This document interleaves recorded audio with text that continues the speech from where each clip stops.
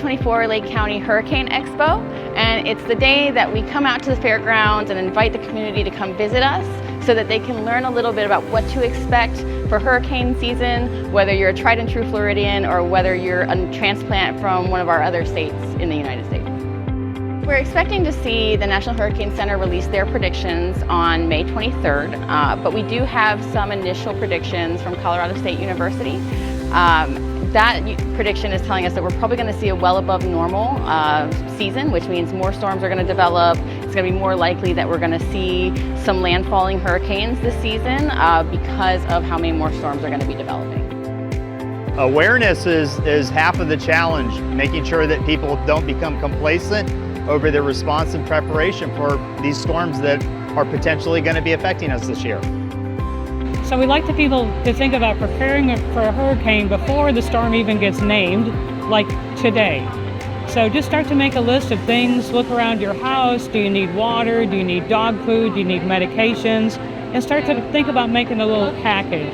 If you have a generator, test it out. If you have a grill, test it out. And start thinking about what non-perishable foods you might have. A flashlight is always good to have with batteries. We're here today to help residents get prepared for their pets for hurricane season. It's important when you're making your disaster preparedness plan not to forget your pets. They need the same amount of preparation and planning as any member of your family, and we're committed to helping you stay together with your pet in a time of need. So if we do have to activate for a storm, Lake County offers a number of pet-friendly sheltering locations. If you do end up evacuating with your pet to one of those pet-friendly shelters, you're going to need to bring everything that your pet needs.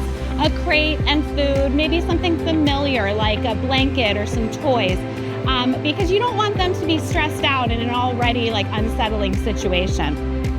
It's also really important, if your pet is going to be going into a sheltering situation, that they're current on their vaccines. Today, we're offering vouchers for free pet vaccines and microchips for folks who visit us here at the Expo. And if you were not here today, you can still visit the Lake County Animal Shelter for our wellness program. You just make your appointment online. We have low-cost vaccines, microchipping, and we also offer pet registration for only $7. You can get a personalized ID tag. We do the courtesy chip scanning so that we can get that information into our system. And we offer you a pause port, which has your pet's picture on it, as well as their vaccine history and their microchip number. We're out here today at the Expo because we wanted to get more information on being prepared for the hurricane season. Yeah, we don't have basements down here, so you need to be aware and know what to do.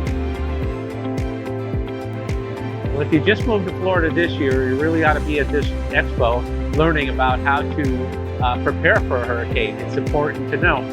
Make sure that you know your evacuation routes, and make sure that you always have enough things for your children. Stay in touch with the preschools.